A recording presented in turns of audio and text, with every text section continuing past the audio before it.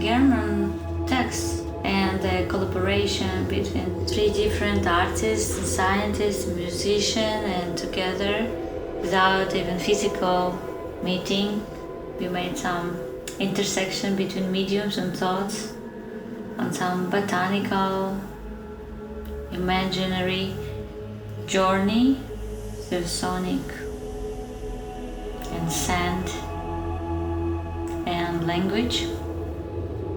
I don't remember when I was reading such text which full of understanding and poetic and tenderness about plants and ocean and earth in general, and your soundscape, spacey, dark, mineralic. It pushed me in some direction of the inspiration for scent, which we used for fragrance, tone, right? For diffusers and for skin. And it's interesting that some dry, salty notes comparing with wet rocks,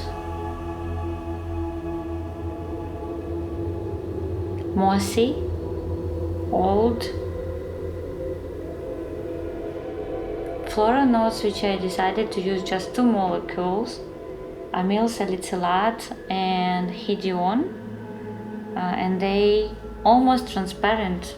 It's a very light, transparent scent which just to give some, small floral accent for mostly woody, animalic, musky scentscape.